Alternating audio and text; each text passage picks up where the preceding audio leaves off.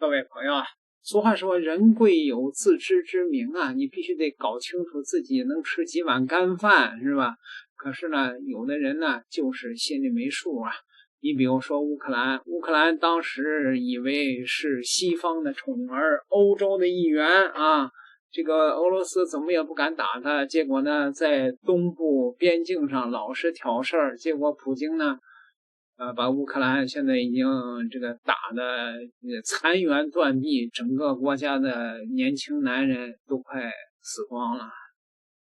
台灣也一樣，台灣的这帮台獨分子最近你們有沒有覺得這越來越猖狂啊？也是啊，這中國的這個態度越來越軟啊，也有這個問題吧。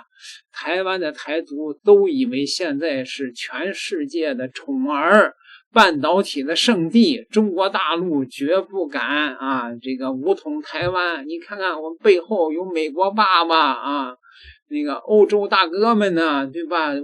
可是呢這個事情有的时候呢把自己高估太多啊，那就很快就要挨揍了。最近呢中國的飞機和艦船在这個台灣周邊轉圈的時候，台軍越來越狂妄。中廣播正在通知實體地不要干擾我的行動。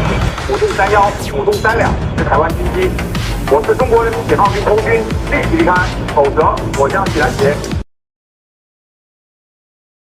呼叫中國海警船35東央，呼叫中國海警船35東央。這是中華民國海巡署巡務9號廣播，你未經許可進入我方水域，你的行動已影響我國海域秩序及安全，請立即轉向，迅速離開我方水域。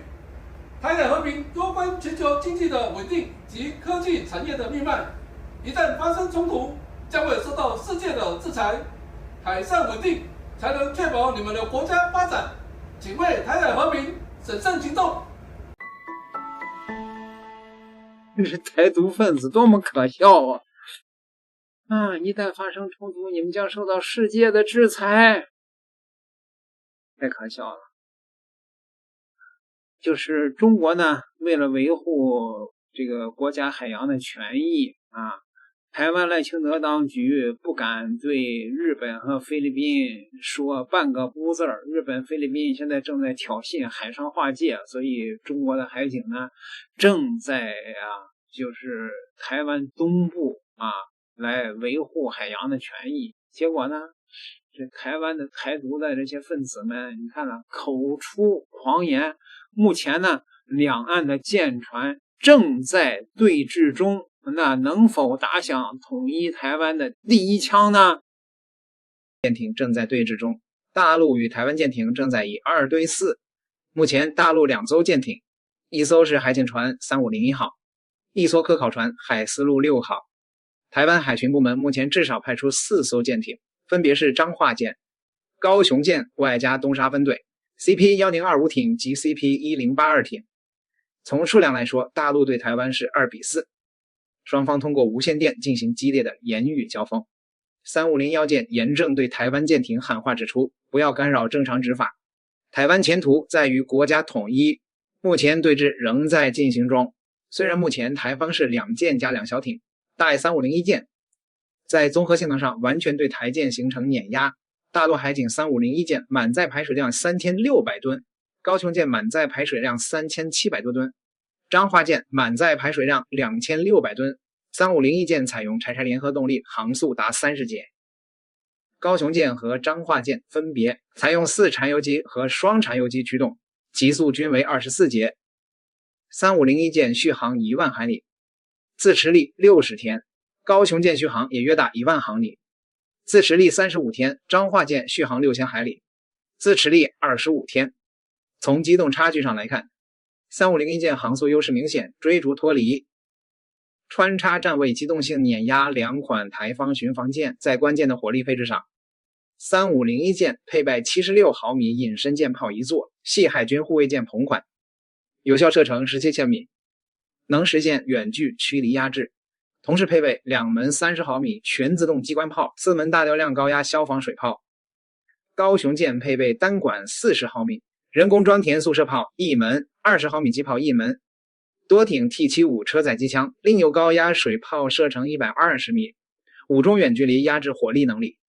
朝化舰无制式舰炮，配镇海火箭发射槽1套及42枚 2.75 英寸火箭彈，最大射程10千米无射管火炮，遠距離无有效打擊手段。搭配20毫米机炮、水炮，并配有技能载物及海況下临時起降的無人機1架。綜合火力配置來看，3501主炮射程毀傷力全面碾壓高雄裝化艦，2輕台艦僅能近距離水炮火箭威懾，遠距離完全被動。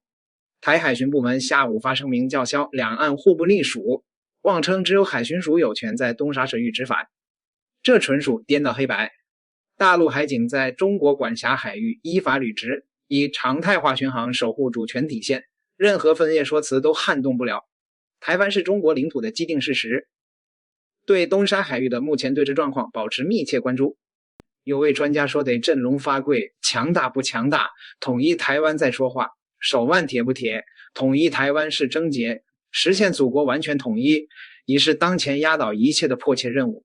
全世界都在觀望，都在以中國大陸敢不敢、能不能解決台灣問題作為標尺。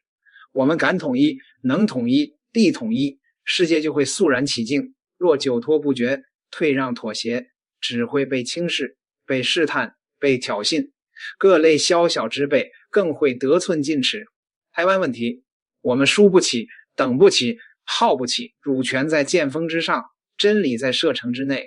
捍衛國家統一的堅定意志與硬核實力，就是最硬的道理，最足的底氣。這番話精準戳中民族復興的核心命題。台灣問題從來不是孤立的領土議題，而是檢驗中國真正強大、彰顯國家主權鐵腕的核心試金石。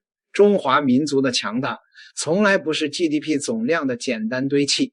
2025年大陸 GDP 突破100萬億元，兩岸經濟總量差距已超20倍，也不是單一裝備的突破，而是主權完整、民族統一、人心凝聚的底氣彰顯。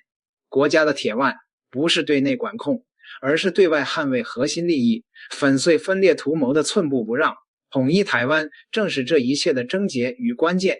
當前國際形勢波譎雲詭，美國等域外勢力持續將台灣當作遏制中國發展的核心棋子。